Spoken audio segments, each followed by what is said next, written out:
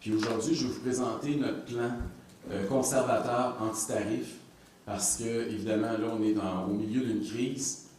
Et il y a 5 éléments qui, pour nous, sont essentiels à partir, justement, de la philosophie et de la vision économique que vient d'énoncer Adrien Pouliot.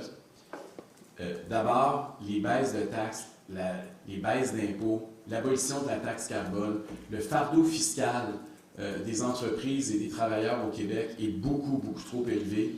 Et ça contribue beaucoup plus que les tarifs là, à ralentir l'économie du Québec. Et donc, si on veut remettre l'économie du Québec en marche, si on veut véritablement donner de l'oxygène à nos entreprises, ça commence par des baisses d'impôts substantielles. Et d'ailleurs, dans quelques jours, Adrien et moi, on va rendre public l'ampleur de ces baisses de taxes proposées par le Parti conservateur du Québec. Le deuxième, mais ça découle, c'est l'aboutissement de la deuxième. On l'a déjà annoncé la semaine dernière, il faut couper dans le gras, couper dans le gaspillage. On propose 47 milliards de dollars de coupe au cours des 5 prochaines années. Pour nous, c'est essentiel. Si le Québec veut continuer d'avancer, il doit se mettre au régime. Ce régime-là, mais ça commence par couper dans le gras de l'État. Troisièmement, l'allègement réglementaire. Adrien vient d'en parler. On est un des États les plus réglementés, les plus surréglementés. L'ensemble du milieu des affaires le dit. C'est beaucoup ça qui est le problème de l'économie québécoise à l'heure actuelle. Donc, il faut le faire. Le quatrième, ça fait aussi de nombreuses années qu'on le dit, mais aujourd'hui, c'est peut-être plus important que jamais, c'est d'exploiter nos ressources naturelles beaucoup plus, notamment notre gaz naturel. Présentement, on est 100% dépendant des Américains. La meilleure façon de combattre M. Trump, c'est d'être autosuffisant puis de devenir une superpuissance énergétique.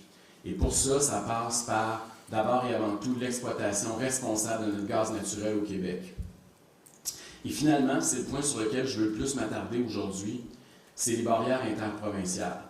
Parce que Donald Trump n'est pas devenu protectionniste dans la nuit de vendredi à samedi. On sait qu'il était protectionniste avant même qu'il accède à la Maison-Blanche. Dès son élection, il y a des provinces qui ont entrepris des actions réelles, considérables, pour faire face à la menace. Et je pense entre autres au gouvernement conservateur de l'Ontario. Dès l'arrivée au pouvoir de Donald Trump aux États-Unis, l'administration ontarienne a décidé de présenter un projet de loi, 2-3 mois après l'arrivée de Trump à la Maison-Blanche. En avril 2025, ils ont présenté le Protect Ontario Through Free Trade Within Canada Act. Et ils ont fait adopter cette loi-là dans les semaines qui ont suivi. Ils se sont engagés à devenir la première province au Canada à éliminer les barrières interprovinciales. Ça représente 14,5% sur les coûts des biens. Ils ont fait des ententes avec d'autres provinces, des ententes multilatérales, notamment la Nouvelle-Écosse, le Nouveau-Brunswick. Ils ont atteint leur objectif d'éliminer ces barrières-là un mois plus tard, en mai 2025, et pas plus tard qu'en juillet dernier, donc il y a à peine un mois, ils ont signé avec toutes les autres provinces canadiennes, sauf le Québec, un accord multilatéral historique, notamment sur la vente d'alcool au Canada.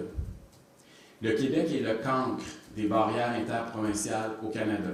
On est ceux qui en comptons le plus. On dénonce aujourd'hui les tarifs de Trump, mais on est les pires à imposer des tarifs à nos voisins et à notre principal partenaire économique qui est le Canada. Et ça a des coûts immenses sur l'économie québécoise et canadienne. En janvier dernier, le Fonds monétaire international estimait qu'abolir les barrières interprovinciales au Canada pourrait signifier une augmentation du PIB de l'ordre de 7%, ce qui est énorme. On parle de 210 milliards potentiellement. Ça représente plus de 5 100 $ par Canadien. Donc, je pense que ça vous donne une idée de l'ampleur du travail à faire.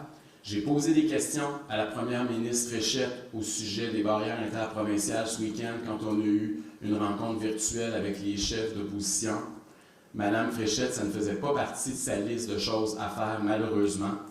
Elle était beaucoup dans la technocratie puis l'aide à court terme. C'est comme si le chevreuil venait de voir les lumières au bout du tunnel, mais elle n'avait pas de plan et de vision à long terme sur ces enjeux.